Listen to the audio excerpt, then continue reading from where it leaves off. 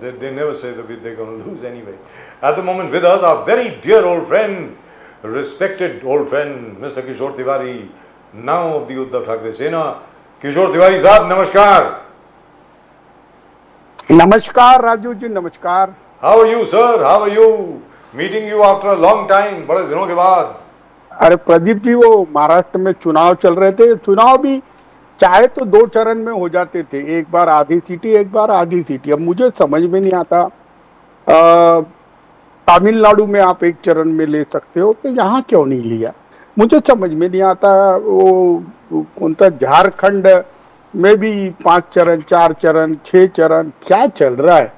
Actually prime minister खुद exhaust हो गए और सारे पॉलिटिकल पार्टी के लोग एग्जॉस्ट हो गए. एक तो है ना, धूप भी बहुत तप रही, इतनी कड़ी धूप, और उसमें प्रचार, और दोपहर के वक्त घूमने में तो लोग भी नहीं मिलते थे और बड़ी दिक्कत ही थी चुनाव के प्रचार करने में.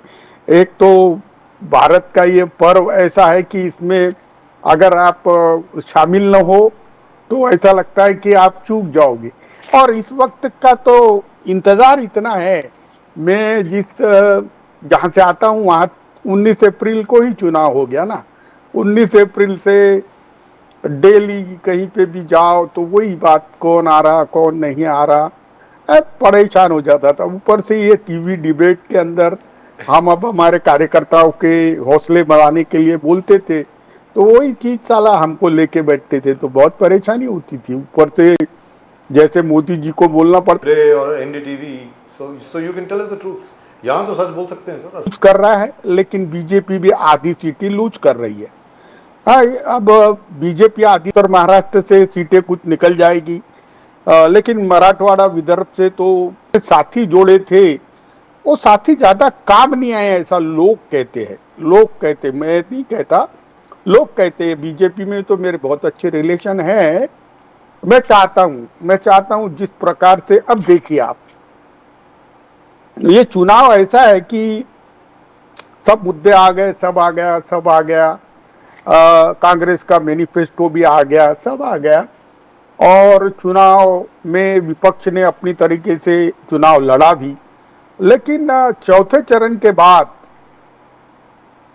2 कदावर नेता बीजेपी के, एक अमित शाह, वो कह दे कि 422 सीटों में से हमें 310 सीटें आ चुकी है,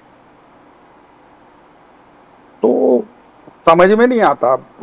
112 सीटों में अगर, जिसमें साउथर्न इंडिया है, तो कैसे सिमट जाएंगे लोग, कैसे हम सिमट जाएंगे? मुझे तो नहीं मालूम.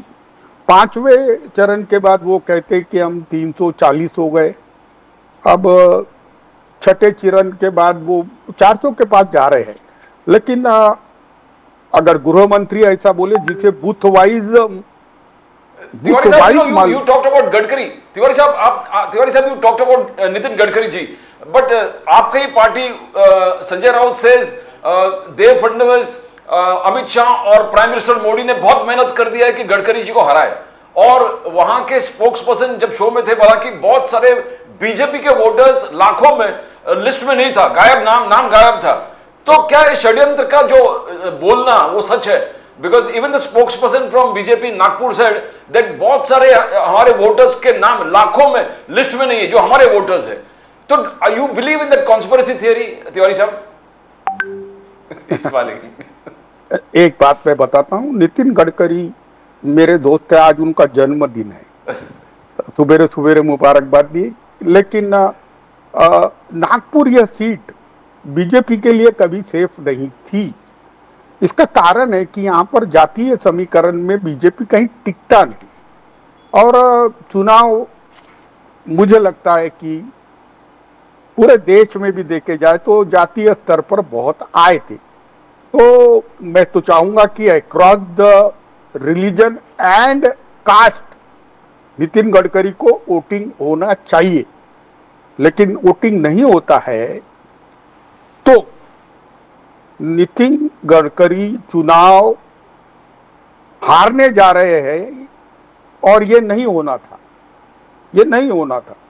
लेकिन अगर नितिन गडकरी खुद की पर्सनालिटी पे ओबीसी, दलित और हलवा कम्युनिटी और मुस्लिम के वोट खींच लेते हैं तो वो बहुत ही कम मार्जिन से जीतेंगे। अब बात आती है कि देवेंद्र फडणवीस ने उन्हें चुनाव में पराजित करने के लिए प्रयत्न किया क्या? तो मैंने देखा कि विकास ठाकरे यह नागपुर कारपोरेशन के राजनीति में देवेंद्र फडणवीस के साथ ज्यादा जुड़े हुए हैं और जब चुनाव लड़ने का समय आया तो नितिन गडकरी के खिलाफ कोई भी आदमी चुनाव लड़ने को तैयार नहीं था। यह बहुत बड़ी बात है, यह बहुत बड़ी बात है कि कोई भी आदमी चुनाव लड़ने को तैयार नहीं था। तो विकास ठाकरे जब चुनाव लड़ने को आए तो वो रिसोर्सेज मोबिलाइज नहीं करेंगे ऐसे लगा, लेकिन उनका इलेक्शन मैनेजमेंट और बूथ लगाना और बूथ पर भी बहुत एग्रेसिवली जाना, अपने वोटर्स को मोबिलाइज करना और सब जो फैक्शन थे नागपुर में वो पूरे कांग्रेस के फैक्शन एक जगह इंटैक्ट होना, ऐसा लगता है कि नितिन गडकरी और सुधीर मुनगंटीवार की विकेट निकालने में देवेंद्र फडणवीस जैसे उन्होंने हमारी पार्टी तोड़ी या एनसीपी तोड़ी, वो चाणक्य नीति उनकी काम आई। तो सुधीर मुनगंटीवार तो चुनाव हार रहे हैं, नितिन गडकरी मुझे लगता है कि वो चुनाव जीत जाए, जबकि मुझे उनकी सीट खतरे में लगती है। ये मुझे चिंता लग रही है क्योंकि पहली बार ही आरएसएस उन्हें फिर से पीएम बनाने के लिए अग्रसर होने की तरफ जा रहा है। तो यहाँ पर आपसे एक सवाल है सर, अभी अभी यूपी से खबर आई है मुझे, हमारे एक बड़े पुराने मित्र हैं, आपको भी जानते हैं बड़ी अच्छी तरह, बहुत ही अच्छी तरह जानते हैं, बड़े पुराने पत्रकार हैं, हमारे दोस्त हैं बड़े, he is my colleague, has been around for 40 years just like me और इन जर्नलिज्म। उन्होंने कहा कि इस बार पहली बार देखा गया कि उत्तर प्रदेश में और बिहार में आरएसएस के लोग जो हैं जैसे पहले अग्रसर हुआ करते थे बीजेपी के लिए और भारतीय जनता पार्टी को चुनाव जिताने के लिए, इस बार वो जोश देखने को नहीं मिल रहा। क्या ये सही है सर? नहीं, मैं तो आरएसएस से भी जुड़ा हुआ हूं, तभी आरएसएस से कोई फतवा वगैरह नहीं निकला, लेकिन जो आरएसएस के लोग हैं जो कैडर और ऑर्गेनाइजेशन में बात करते हैं, उन्हें मोदी का परिवार अच्छा नहीं लगेगा। मोदी मोदी मोदी मोदी की गारंटी, मोदी की गारंटी। अब 5th राउंड के बाद भी उन्होंने जब भाषण चालू किया तो मोदी ने अपने आप पे फोकस रखा। मुझे तो अमित शाह थोड़े कैलिब्रेटेड भाषण देते आए, लेकिन मोदी जी भाषण देने में आत्ममुग्धता उनकी ज्यादा दिखी और वो आरएसएस के कैडर को नागवार गुजर रही थी। महाराष्ट्र में तो कारण था कि जिस प्रकार से उन्होंने करप्ट लोगों को साथ में लिया, उस वजह से वो लोग नाराज हो गए थे। तो यहाँ पर डीमोरलाइज रहना था, लेकिन पूरे इंडिया में रूरल डिस्ट्रेस है, कोर इश्यूज पर एड्रेस नहीं करना, बड़ी बड़ी बातें करना। अब तुमको 270 चाहिए सरकार चलाने को, 400 की बात क्यों करना? मुझे समझ में नहीं आया ये 400 की बात क्या है। और पहली बार इनका एनडीए इतना कमजोर है कि उसमें 2 ही लोग को की सीटें आने के चांसेस है, जिसमें जेडीयू आधा डजन और करीबन करीबन बेस्ट से बेस्ट पॉसिबिलिटी में टीडीपी 1 डजन। लेकिन ये दोनों लोगों से मैसेज ऐसे मिल रहे हैं कि ये चुनाव के बाद ही इंडिया गठबंधन के साथ आ जाएंगे। मोदी जी को अगर इनकी थोड़ी भी जरूरत पड़ती है तो ये लोग उनसे दूर हो जाएंगे। इसमें बीजेडी जिस प्रकार से नवीन बाबू के लिए प्रचार की रचना की गई, उससे भी वो ज्यादा खपा चल रहे हैं। लेकिन आपके मित्र जो हैं, आपके बड़े अच्छे मित्र हैं सर, वो बहुत ही प्यारे मित्र हैं आपके, और आप उनकी तरफ जब भी देखते हैं एकदम आपके चेहरे पे मुस्कान देखने वाली होती है। मैंने देखा है कितनी बार अलग अलग चैनल्स पे। डॉक्टर संबित पात्रा, उन्होंने तो कह दिया कि भगवान जगन्नाथ जो है वो मोदी जी के भक्त हैं सर। मतलब ये क्या हो गया? ये तो मतलब नहीं मैं नहीं जरा- नहीं, क्या है, देखो, ये क्या है? अरे बाप रे, चाटुकारिता में कौन पीछे रहेगा, कौन पहले आएगा, इसकी एक रेस लगी थी। उसमें संदीप पात्रा गलती कर गया।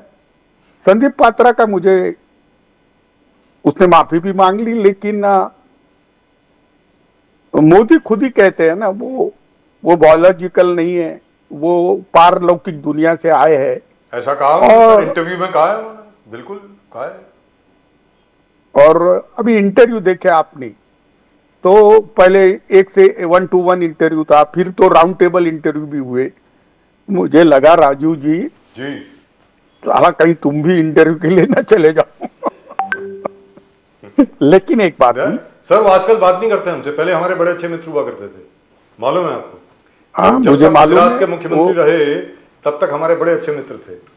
अरे हाँ, वो राम यात्रा वगैरह में प्रमोद महाजन जब उन्हें बहुत ज्यादा प्रताड़ित करते थे, जब मुझे मालूम है ना, वो संगठन मंत्री थे, वो कैसे सोया करते थे ऑफिस में, मुझे मालूम है। जी वो मुझे है ना, मुझे मोदी जी के काम करने की पद्धति में आत्ममुग्धता जो थी, वो आत्ममुग्धता अब नहीं रहेगी, ये तो मैं कंफर्म करता हूं। लेकिन मुझे लगता है मामला 230 पे फंसने को जा रहा है। बीजेपी और इंडिया गठबंधन, और मैं तो 4 जून को देखता हूं कि मामला शाम तक, एग्जिट पोल तो आपको यही बताएंगे 340 420 तक जाएंगे। एग्जिट पोल ने पहले ही तैयारी कर ली है। तो मुझे तो एग्जिट पोल के आंकड़े भी लोगों ने शेयर किए हैं, तो एग्जिट पोल तो मायने नहीं रखेगा, लेकिन ग्राउंड रियलिटी में तो अगर बीजेपी की 230 आती है तो इंडिया अलायंस की कितनी आएगी? 230 कि 300? नहीं 215 ही आएगी। मैं अभी बता रहा हूं, ऐसा नहीं है, ऐसा नहीं है। बहुत सारा ध्रुवीकरण ऐसा भी है कि फिर बीजेपी को भी 2004 का ही मौसम होगा ना, और क्या होगा? 2004 का ही मौसम होने को जा रहा है। अगर अखिलेश और तेजस्वी, इनके सभाओं में जो भीड़ आ रही है वो वोट में कन्वर्ट कर जाए तो मोदी जी का सुपड़ा साफ है। कैसे लेकिन किशोर तिवारी साहब, ये भीड़ वोटों में तब्दील क्यों नहीं होगी? मतलब मैं, आप ही ने खुद बोला, ये जब हम लोगों ने शुरू करी बातचीत, आप ही ने खुद बोला कि इतनी ज्यादा गर्मी है, दोपहर का वक्त है, इतनी ज्यादा गर्मी है। सर इतनी ज्यादा गर्मी में अगर 4 लाख, 4.5 लाख, 2.5 लाख, 3 लाख लोग आ रहे हैं बाहर, तो वो तो वोट देने भी जाएंगे ना, सिर्फ रैली में थोड़ी आएंगे। सर इतनी गर्मी में कौन आता है बाहर, आप बताइए। नहीं, इसमें सबसे साइलेंट वोटर है लेडीज। महिलाओं के वोटिंग का बड़ा मायना रहने वाला है जी। जिस राज्यों में महिलाओं का वोटिंग 10% कम है पुरुषों से, वहां तो मोदी हार रहे, ऐसा सभी कह रहे हैं जी। लेकिन जहां एटपार हो रहा है वहां मोदी जी को एज रहेगा, ऐसा लोग कहते हैं, क्योंकि वो बहुत साइलेंट वोटर था। महाराष्ट्र के अंदर भी जो पुरुष वोटर थे वो बहुत होकल थे, बहुत ही होकल थे, लेकिन महिला वोटर बहुत साइलेंट थी। तो बीजेपी वालों की दारो मदार उस पर ही है, और वो महिला वोटर भी अगर मोदी जी को दगा दे जाए तो महाराष्ट्र में भी 40-8 ऐसा हो जाएगा। बहुत सारे लोग तो उनको 2 डिजिट के अंदर ही गिन रहे हैं। तिवारी साहब, you talked about women voters. Modi साहब was appealing to Muslim women. बोले कि मेरे sincerity as a prime minister आपको जानना है तो मुस्लिम महिलाओं को आप पूछो, मुस्लिम महिलाएं बताएंगे कि how sincere the prime minister is. Triple तलाक, आई प्रोवाइडेड देम जस्टिस, मैंने जस्टिस दिया ट्रिपल तलाक के। मुस्लिम बहनें जब आयुष्मान कार्ड लेके जाते हैं तो उनके धर्म के आधार पर भेदभाव नहीं होते। मुस्लिम बहना जब आवास योजना में घर मिलते हैं तो उनको भेदभाव नहीं होता कि आप डिस्क्रिमिनेशन है। वैक्सीनेशन में व्हेन दे गो, तो my sincerity You can ask the Muslim woman. Tiwari Sahab, was he appealing to 50% of the Muslim women? क्या हुआ 19 और 26 अप्रैल के पहले आप अगर कहते तो इस बात में कुछ तथ्य भी होता। उसके बाद हिंदू मुसलमान का जो स्तर था थर्ड पेज के अंदर बहुत खराब हो गया। अब क्या है, गैया हो गई, मंगलसूत्र हो गया, नल हो गया, बिजली हो गई, घर हो गया, राम जन्मभूमि को ताला हो गया। तो बहुत ज्यादा पोलराइजेशन मुस्लिमों का किया मोदी जी ने। मोदी जी ने बहुत कुछ किया। मोदी जी के ऊपर ही पूरी गोदी मीडिया छाई हुई थी। तो पराजय का पूरा श्रेय मोदी जी को जाएगा। अगर विजय का श्रेय भी जाता है तो मोदी जी को जाएगा। दूसरे किसी नेता के को कोई फोकस नहीं, दूसरे नेताओं को भीड़ भी नहीं आ रही, कोई सीरियस नहीं ले रहा। अमित शाह के सभाओं में भीड़, नितिन गडकरी को तो उन्होंने तालुका स्तर का दे दिया है और दूसरे किसी को नहीं है। राजनाथ सिंह वगैरह खुद की ही जान बचा रहे हैं। तो बीजेपी का एकलौता एक नेता है और जिस प्रकार से अमित शाह कह रहे हैं तो पुतिन पैटर्न दिख रहा है मुझे चुनाव। But Tiwari Sahab, will that transfer of power, लोग कह रहे हैं कि transfer of power is not going to be easy. BJP गद्दी छोड़ने वाला नहीं है इतने आसानी से, because Rafale deal, Pegasus, electoral bond, PM care fund और जो इंफ्रास्ट्रक्चरल स्पेंडिंग में करीबन 60,000 करोड़ का घोटाला जिस प्रकार से कह रहे हैं, तो ये सब इतना स्केलेटन्स है कि BJP is not going to leave the throne, इतने आसानी से छोड़ने वाला नहीं है। How do you see this kind of observation? नहीं, ऐसा कुछ होगा नहीं। मैं एक बात बोलता हूं, पहले तो मुझे लगता है कि वीवीपैट का कंपलसरी काउंटिंग अगर हो जाए तो बहुत सा मामला दब सकता है। लेकिन अगर बीजेपी 300 के ऊपर भी सीटें लाती है तो देश में सविनय आंदोलन होने जा रहा है।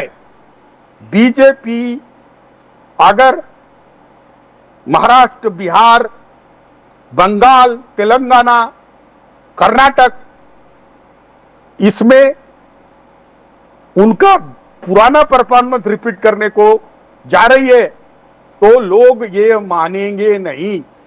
और मैं तो कहता हूं देश में एक बड़े आंदोलन की तैयारी में विपक्ष लग जाएगा। प्राइम मिनिस्टर मैनिपुलेशन के बिजनेस में ना गिरे, ईवीएम के चक्कर में ना गिरे। ईसीआई ने जो कुछ भी किया, इलेक्शन कमीशन ने, वो इनफ इज इनफ। मुझे लगता है कि सारे के सारे मोदी जहां जहां चुनाव को गए वो सारे पिटीशन तो दाखिल होंगे और सारे उम्मीदवार डिस्क्वालीफाई हो सकते हैं, क्योंकि जिस लेवल पर इन्होंने भाषण दिया वो कहीं भी मैं मोदी जी का कह रहा हूं, दूसरे नेताओं का नहीं कह रहा हूं, लेकिन मोदी जी ने अपना स्तर बहुत खोया जिसके ऊपर इलेक्शन ये बताइए सर, ये तो चलिए ठीक है, वो तो बात की बात हो गई ना, वो तो रिजल्ट के बाद वाली बात हो गई। वी आर एंटिसिपेटिंग कि आगे क्या होगा क्या नहीं होगा।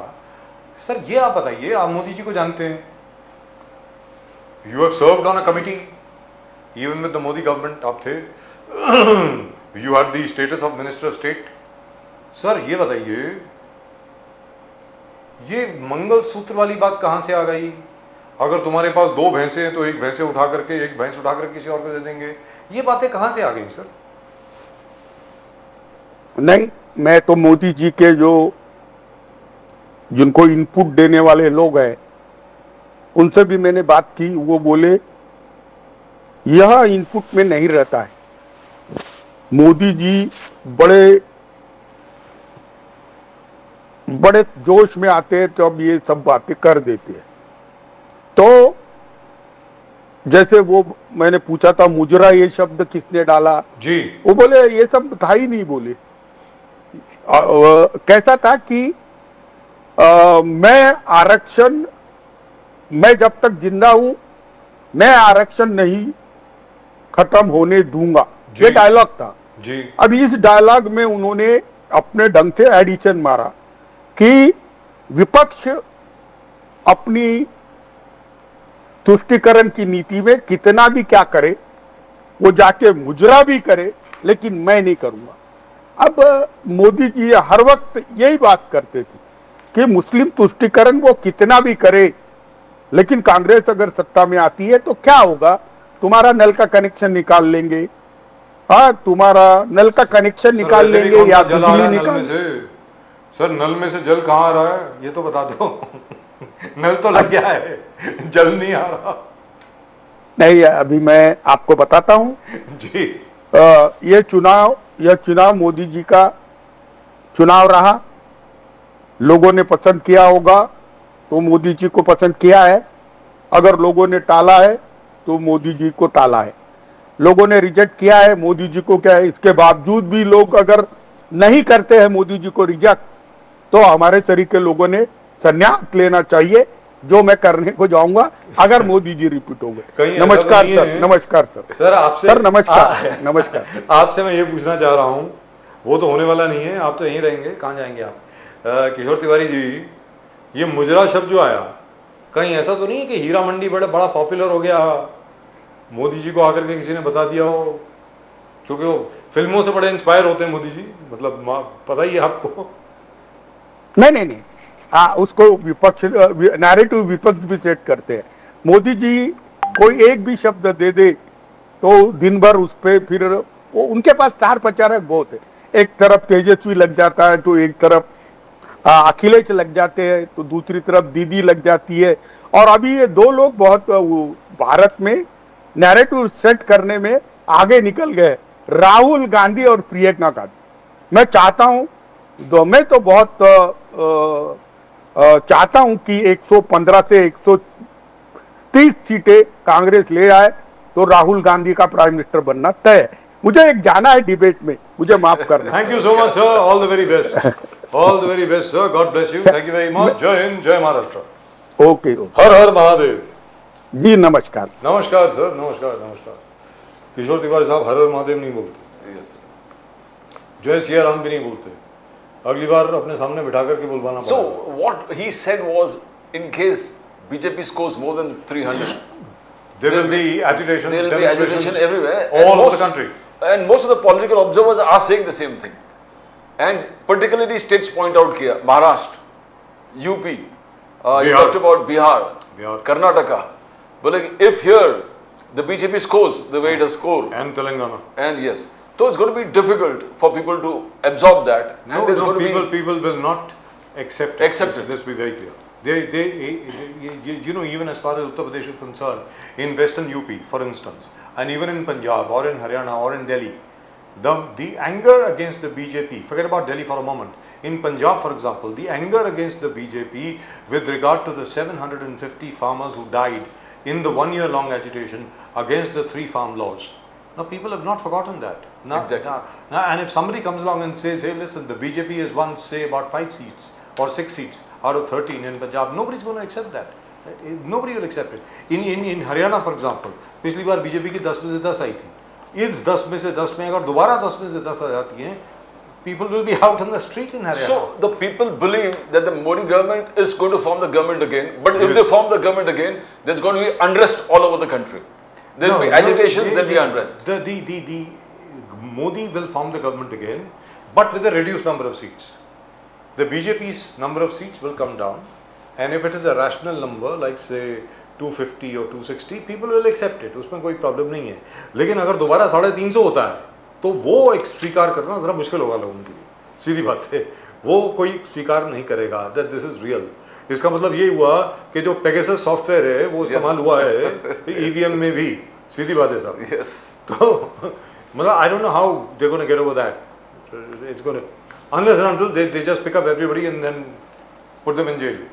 One never knows. So they will say that Article 370 के बाद पूरे खून की नदियां बहने वाले थे वो नहीं हुआ।